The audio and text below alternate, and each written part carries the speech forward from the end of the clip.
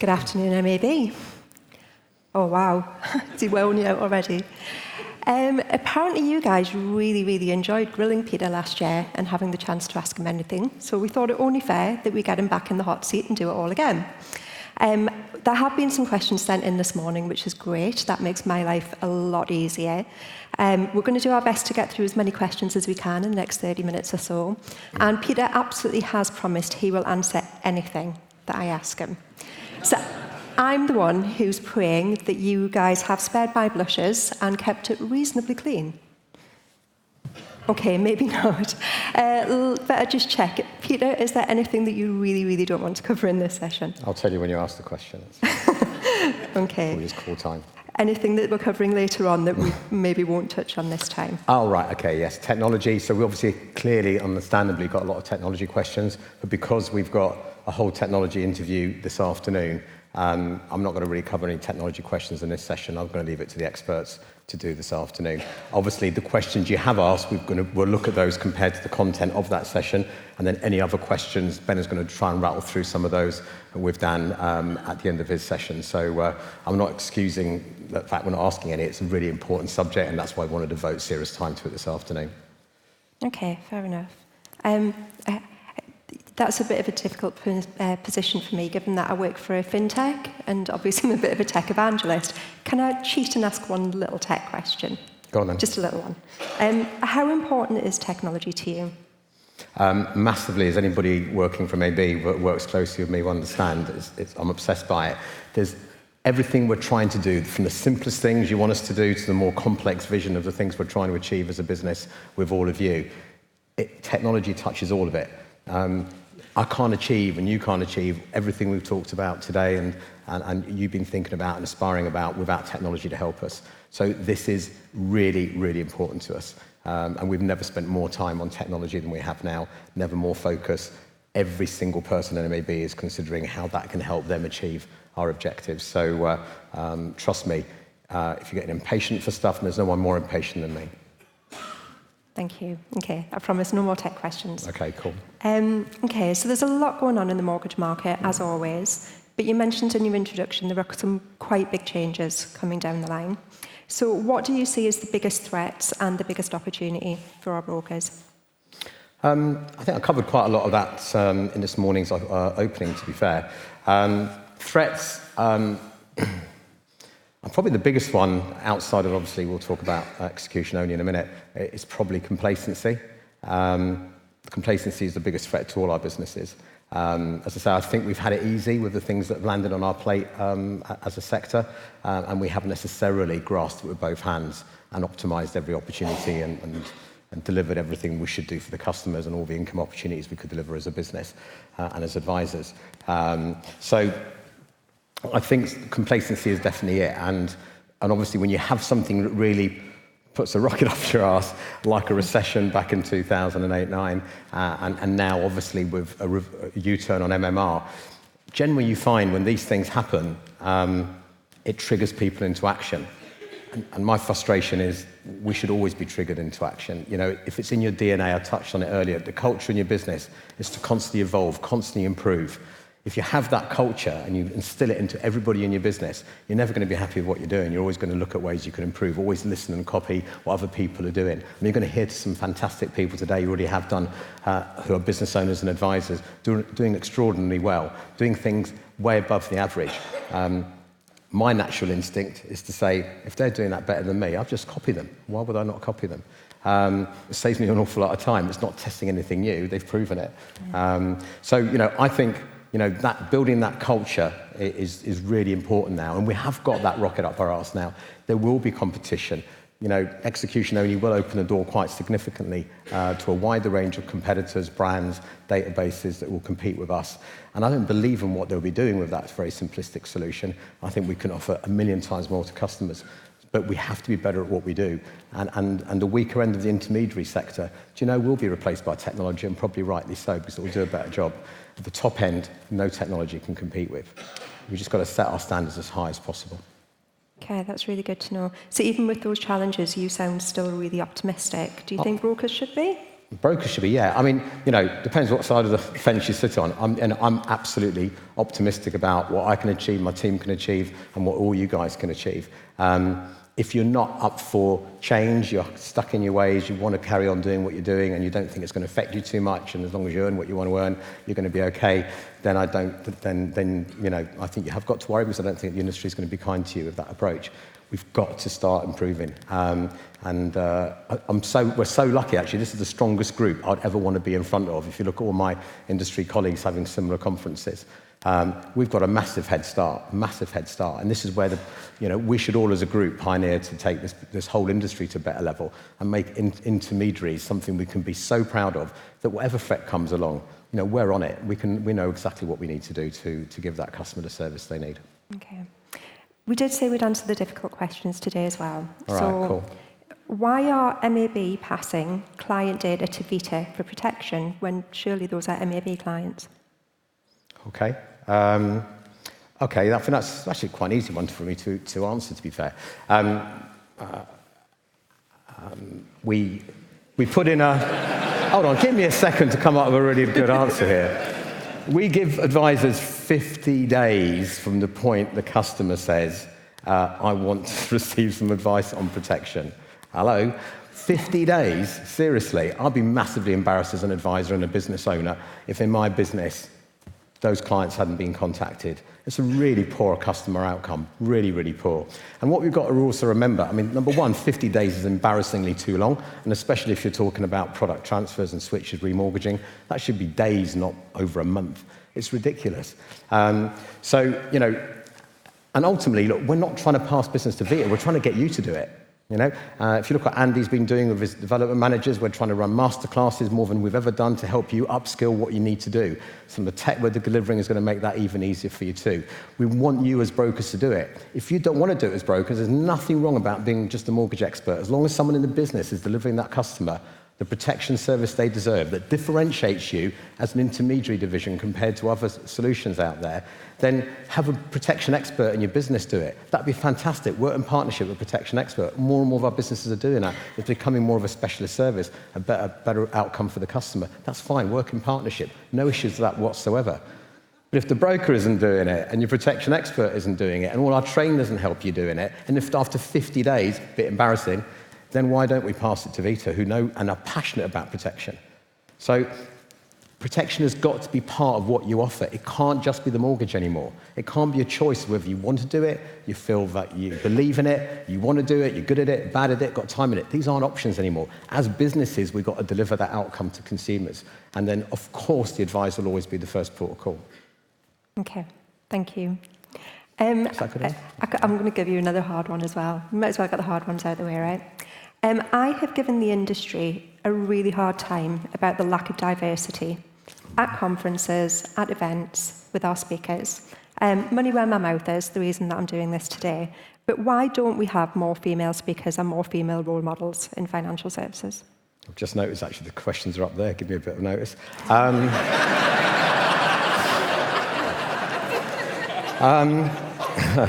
Right, quick pause. Right, so Gemma Bacon works really closely and runs this conference today, has put everything together today, and we work very closely together in terms of who the speakers should be, etc. If you have noticed, she is a woman, and massively involved in putting today together. The most important thing is finding the agenda that's most relevant, finding the people that are best suited. Are they available? Do they actually want to come on stage? Most people don't, trust me.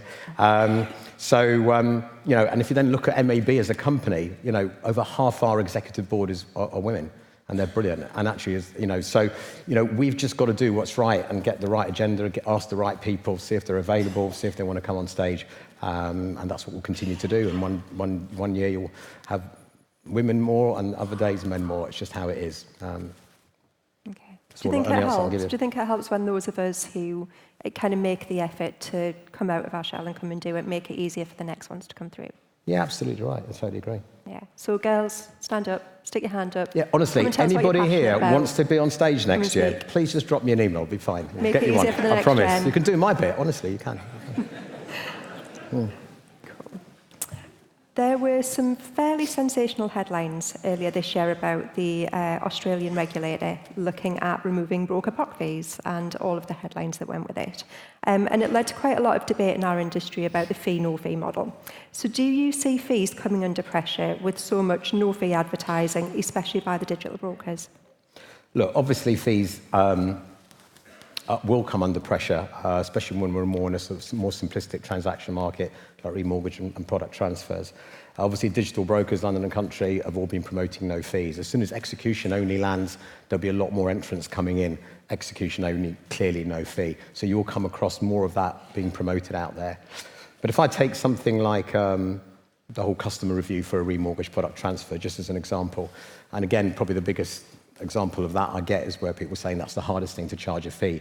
I can't charge a fee for a product transfer. But is it really charging a fee for a product transfer? Because if you're doing what you did when they first bought that house and you're comparing that lender's products with all the other lenders on the market, all the other remortgage opportunities, all the opportunities to cut that remortgage term down, because you can 5-year fixed rate, really low rate, you can save that customer thousands rather than hundreds, tens of thousands.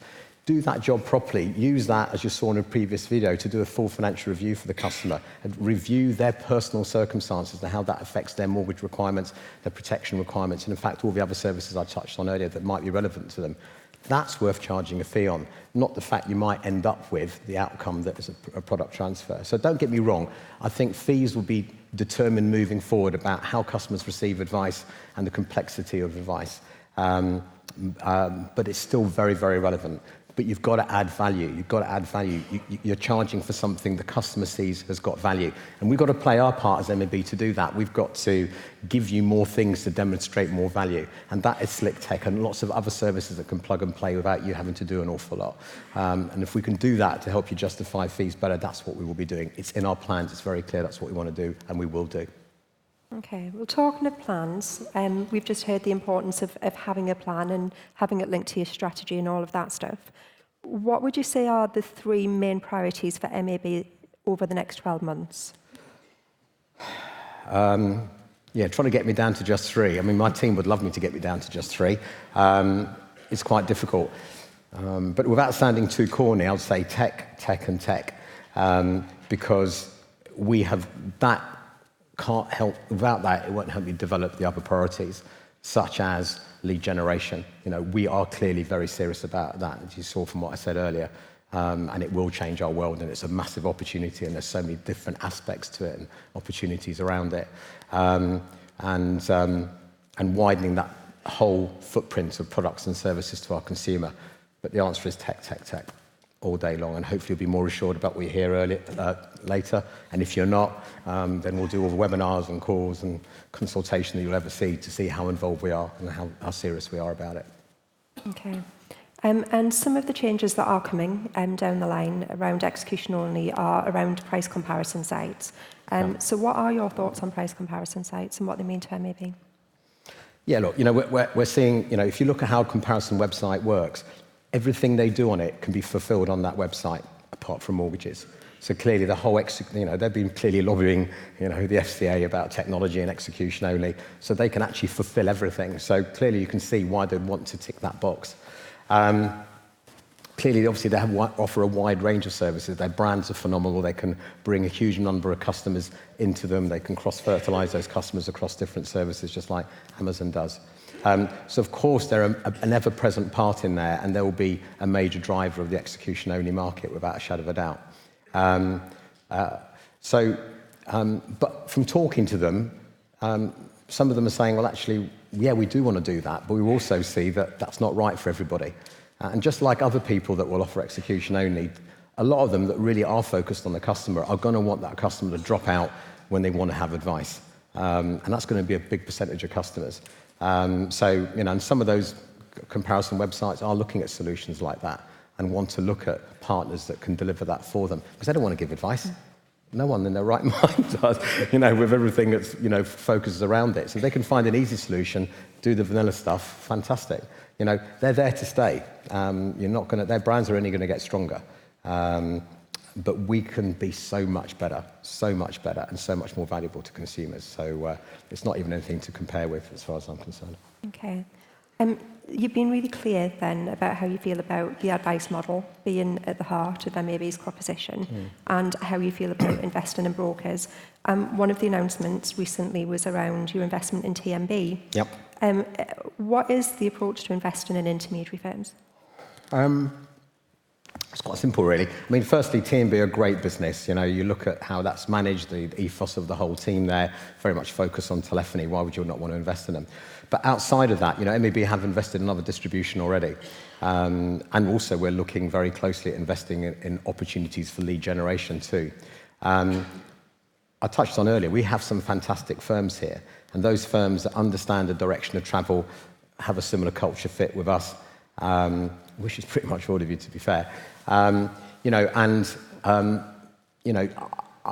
why would we not invest in them? If that's what the business wants, it wants to move further, they want to have a partner involved, why would we not invest? You know, we believe in all of you. So if you've got good businesses, you're forward thinking, you want to future-proof your business, you've got a clear strategy, you manage your business well, you manage your distribution well, you manage the customer proposition, you have a very clear customer proposition. Those are the boxes I'd want to tick.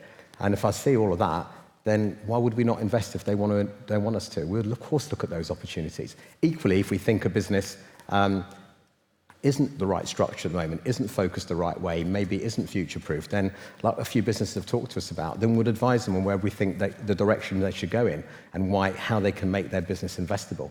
So yes, we will invest. We might even acquire. You know, we don't set a target for it. We don't have a black or white strategy saying we must invest more. But, you know, it's a natural progression for some of the relationships we have here today, so why wouldn't we follow it? And also, there'll be a lot of consolidation, I think, in our industry. It will happen within here as well. You know, and we've already had some firms acquire other firms within the group, and I know for a fact there's one or two more conversations happening right now, and those will continue too. So it won't just be MEB, it will happen as business partners get together and complement each other to be a more major force as we move forward into a more challenging but more exciting world of a lot more opportunity. Okay. Of all the questions that I ever thought I was going to ask Peter Brodnicki on stage, I don't think this would have been top of the list. Peter, what is your favourite pie? Who asked that? Is that anonymous? Anonymous, but has the highest number of likes of the entire audience. Put your hand up. So Who asked it? Come on. Interested. Are you down here or up there? Can't see. I have no idea, and why is it important? I don't know. I love pies. I don't know. Steak and ale pie, something like that. I hate kidney. Out of the question. Not having any of that anywhere near my pies. That's as far as I'm prepared to go. It's getting quite personal. I was going to ask if you had a favourite sweet pie, but maybe we shouldn't go there. No. Obviously.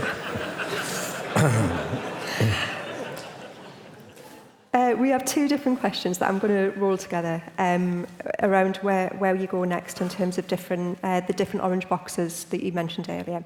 So will MAB advisors ever be able to authorise for things like commercial, bridge and secured loans, complex prime? And where does that fit with things like equity release and lifetime and moving into that later life market? That was a long question. Yes, so obviously the mainstream mortgage market is vanilla. Most of you are involved in that vanilla market, and we have an outsourced solution with something like Brightstar for all those areas that Maria mentioned.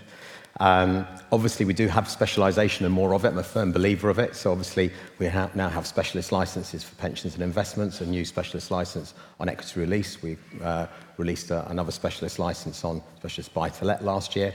But all the things outside of that currently go into Brightstar, then yes, you know, we are planning to allow firms to have that same specialist within their business. Not authorise everybody, because you need volume, you need experience to be able to deal with products and understand them inside out. But if you've got a firm there that has got strong lead sources, they want an expert in-house, you want to license them for one or all of those areas, then why not? In the same way, if you've got opportunities for equity release, then we want a specialist within the business. All I would say to firms that are wanting to consider that is, don't jump from giving one lead a year to Brightstar to saying, I now want 2 specialists in commercial, bridging and secured loans. Prove concept first. Get them busy first, earn the commission back from improved concept, and then go, right, okay, well, if I want to do that in-house, MEB, how can you help me get that authorisation so I can bring it in-house? And we'll be looking at solutions to deliver that.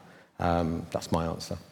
Okay. And do you think that you would maybe would look at going into other types of lifetime mortgages? Absolutely. I mean, lifetime is, touched on it earlier, not just equity, lifetime is massive for the intermediary sector. The more specialist you become, the more of the market you can deliver. So we might be aiming for 10% of all overall market share, but we could have a far bigger chunk of that of later life lending. So if we start planning now, taking it seriously, and the way we're thinking about this is massively serious, not just about technology and licenses. It's thinking fully about the whole customer experience, how we generate leads in that market, how it links into everything else we do. This is a major project plan for us right now. So believe me, when we go into it, we will go into it really seriously. Okay. So on the perceived easy vanilla stuff, which is very much going digital, do you see digital agents and brokers having a future? Because after all of that initial hype, it doesn't sound like they're all as successful as maybe people expected. No, but then, you know, what you've got to look at firms like that is they're pioneers. Now, whether we like them or we don't like them, we all need pioneers. There are pioneers in this room.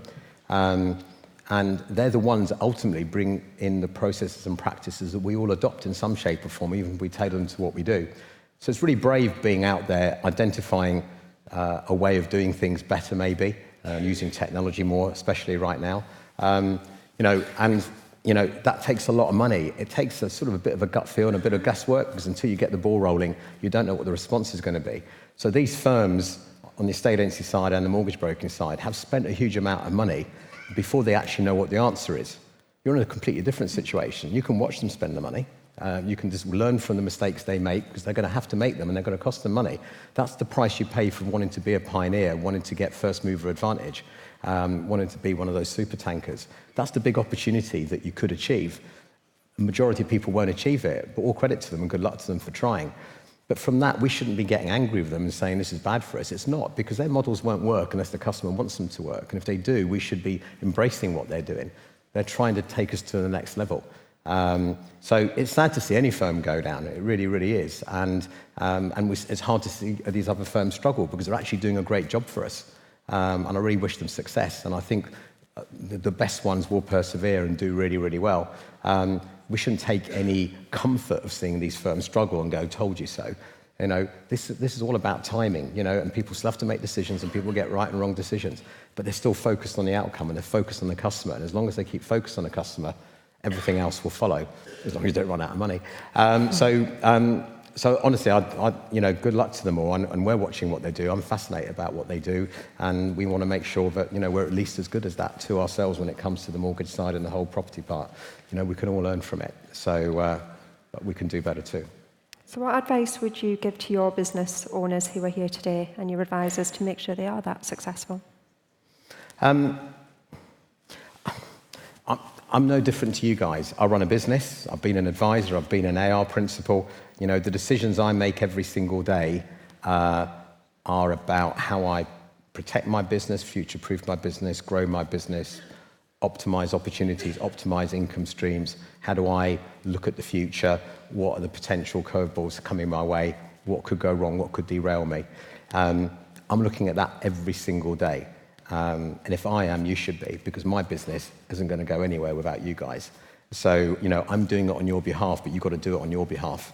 That's all I would say. And it goes back to the complacency point. You know, analyze everything to death, you know, and look at what could be done better. And also, you know, I see, and it's normal to see, but I see in businesses where you've got someone who's an outstanding broker. These two guys are absolutely killing it on protection. These guys do nothing. These guys are... Look, if you've got the best practice already operating in your business, why don't you replicate it? How can, in one business, the customer experience be so different? Why would you not want to learn as brokers and as business principals of the people that are doing well, and make sure that as a business proposition and a clear proposition to your customers, that's what they can get when they come to you. That's what it means. And I think that's the biggest advice I can give. You know, the most success you get is out of consistency. Consistency would increase profitability and efficiency dramatically. And that's the only advice I'll give you. It's like we were talking about earlier about we want to be specialists in lead generation. and we will be, and we're going to lead that whole charge. But there is so much of that already sits in our control. We are the biggest lead generators. Why aren't we absolutely treating ourselves as a lead generation company and as individual businesses and looking at how good we are at doing that as a business, not just doing the advice part when those leads arrive, and how those leads are spread across the business and into third parties and other services that can be delivered. That's the advice I would give. Okay. I am very, very conscious of time. We've got a few minutes left, so I'm going to try and do some quick fire questions. Sure, yeah. Ready? What is MAB's link with the Federation of Independent Agents, and what opportunities does it bring? It goes back to the lead generation point. We've got multiple conversations going on, multiple conversations with small, medium-sized businesses, large businesses, national businesses. Some are in early stages and got big opportunities, others are massively established and they're already big opportunities. So Federation of Independent Estate Agents is another new body. We'll be delivering hopefully a new and exciting service to independent estate agents. They want the best service to recommend on everything they recommend to agents, not just mortgages, and they've chosen Mortgage Advice Bureau. We're having similar conversations right across the board. There will be opportunities without a shadow of a doubt, and we're increasing that funnel of conversations we're having with groups like that, because we've got a compelling proposition here, we've got increasing telephony capacity through specialist teams that you guys are building. We've got national postcode coverage under MAB. There's big opportunities, and we want to be in pole position in having discussions like that. Trust me, there's a lot of conversations happening. Back to personal. Are you going to cycle the next trip, or just come for the party at the end? Just come to the party at the end. That's the easiest question, it really is. Okay, really personal now. What keeps you going and gives you that inspiration during all those tough times? It's an interesting one, because people say to me, why are you still doing this? Why are you putting yourself through it? And I go, well, because it's my passion. I'm passionate about it. And the day that passion goes is the day I'll stop doing this job. The day I'll stop adding value is the day I'll take a back seat. I don't think I'm close to doing that yet. I think I've got a lot to give, and I want to keep doing it. What inspires me is you lot, all of you, whatever role you do in day to day. I'm exceptionally proud of what we have here, the people we have here. I believe passionately in the intermediary sector. I actually quite like the challenges and curveballs that get thrown at us, because I see them all as an opportunity for us to do even better and cull the industry of the weaker people so the get even stronger.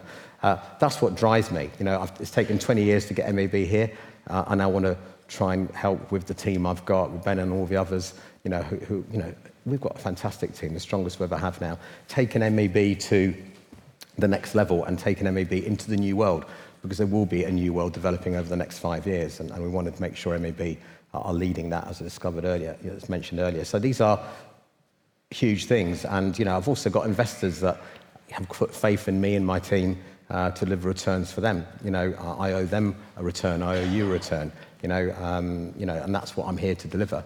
And I'm passionate about doing that. I feel responsible. But if I'm going to sit in this chair, I've got to, or that chair, or any chair, I have got to deliver that, and that's what drives me. It's just who I am. Okay. What's the one thing that you wish you could go back and tell 20-year-old Peter? Sorry, I missed that. Was that? What's the one thing you could go back and tell 20-year-old Peter? There was one thing you could go back in time and tell yourself. What would it be? Tell myself. Yeah. Pick a different football team, probably. Yeah, that's definitely it. Yeah. Okay. We have just about run out of time. Okay. If there were any questions that we didn't get to today, Yep. or any that anybody didn't manage to get in on time, is there a way they can follow up? Yeah, honestly, keep posting questions. Some of them are highly entertaining, by the way. Then we will answer them, all of them. So over the next few weeks, months, we'll get back, but only if you don't put anonymous. So if you do feel confident enough, there's nothing you can't ask as long as it's constructive. Ask the question, put your name to it, and me and my team will get back to you over the next month or so. So you can repost your questions with your name if you want, if you're feeling brave. But honestly, we're in it together, so ask all the questions you want. There should be nothing I can't answer or my team can't answer. Okay. Thank you. Thank you for answering my good and easy and difficult questions.